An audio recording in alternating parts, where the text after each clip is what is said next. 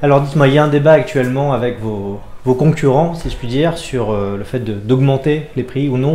Vous êtes en désaccord avec vos principaux concurrents. Pourquoi?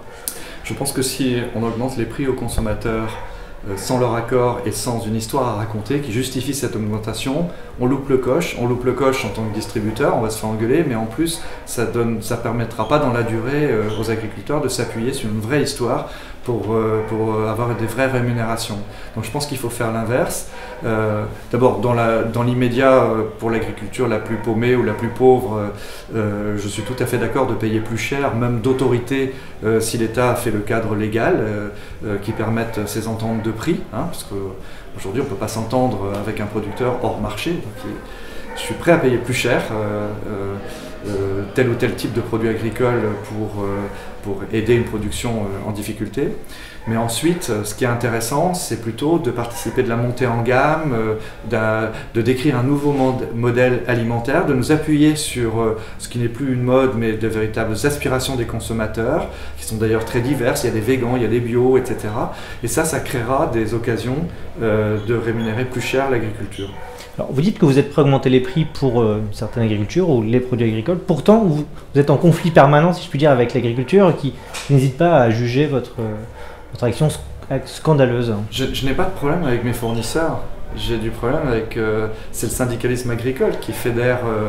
c'est un syndicat agricole aujourd'hui qui fédère les agriculteurs contre nous. Il n'y a pas de raison qu'ils se payent Leclerc. Et justement, la question devrait se poser, pourquoi faire une fixation sur celui qui vend le moins cher? Bon, moi j'avais compris, depuis 5 ans, avec toutes les polémiques sur les marges de la distribution, que ce qui était en cause, c'était la grosseur des marges de certains distributeurs. Et là, tout d'un coup, on s'en prend à celui qui vend le moins cher. Cherchez l'erreur. Dans cette question des prix, il y a un sujet très actuel sur le beurre. Pareil, pourquoi certains reprochent à la grande distribution de ne pas avoir augmenté leur prix et que c'est pour ça que ça a généré une pénurie? Qu'est-ce que vous répondez? D'abord, en tout cas pour ce qui s'agit de ce qui concerne Leclerc, nous avons acheté plus cher le beurre au fil de l'augmentation des tarifs proposés par les fournisseurs. Au début, on n'a pas trop cru à la flambée des prix parce que ça ne se passait pas près de nous, ça se passait du côté de la Chine ou de la zone Pacifique. Donc vous ne pouvez pas vérifier une affirmation juste exposée comme ça. Beaucoup de producteurs tentent le coup, hein, beaucoup de transformateurs racontent un peu une histoire aussi pour faire accepter des augmentations tarifaires. Mais enfin, nous avons fait des augmentations tarifaires jusqu'à 26-27% sur des plaquettes de beurre quand même. Hein. Et donc, malgré ces augmentations tarifaires, malgré aussi le fait que les fournisseurs ne se cachent pas d'avoir été vendre à l'exportation et beaucoup plus cher, malgré ça, les producteurs n'ont pas touché plus de rémunération. Est-ce qu'il faut s'en prendre aux distributeurs ou est-ce qu'il faut demander des comptes aux transformateurs? Quelques mots sur le groupe Leclerc maintenant. On a connu l'hypermarché, le drive. Aujourd'hui, l'objectif, c'est le digital, le numérique. Le digital impacte la distribution de deux manières.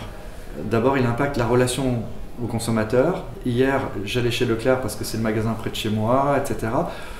La nouvelle génération va aller chez Leclerc, chez Darty ou la Fnac, après avoir été sur Internet, voir s'il y a le produit ou si c'est nécessaire de se déplacer par le prix, ou est-ce que c'est pas mieux de se faire livrer, etc. Donc le digital va complètement transformer la relation du client, du consommateur aux enseignes. Et le client va devenir, comme on appelle, omnicanal. Il va y avoir pléthore d'offres, il va choisir beaucoup à partir du digital. Donc nous sommes obligés d'avoir une expression digitale. D'accord ? Et la deuxième chose, c'est que après, effectivement, une fois orienté, une fois que le consommateur est informé de la qualité de votre offre, il faut lui donner la possibilité tantôt de le commander pour être livré chez lui, tantôt de venir dans des magasins plus conviviaux et sympas, par exemple le week-end, ou alors de passer au drive, enlever les produits à heure fixe et après le boulot. Et donc on est obligé de devenir multicanal. Un dernier mot sur la culture, le succès de votre fondation, ça vous étonne, ça vous surprend? C'est au-delà de votre espérance? Je suis très heureux de l'accueil public de la fondation Alain Dernaux, parce qu'au départ c'était une initiative qui se voulait généreuse, mais pour un public breton, et c'était une manière de renvoyer aussi à ma Bretagne une partie de l'image de modernité qu'on avait acquise au niveau national. Aujourd'hui, c'est formidable. Toutes les grandes collections, tous les artistes veulent être exposés dans notre Landerneau. Donc si Landerneau devient une capitale culturelle, à défaut d'avoir réussi d'un jour dans son histoire d'être une préfecture, c'est quand même vachement mieux si c'est une capitale culturelle.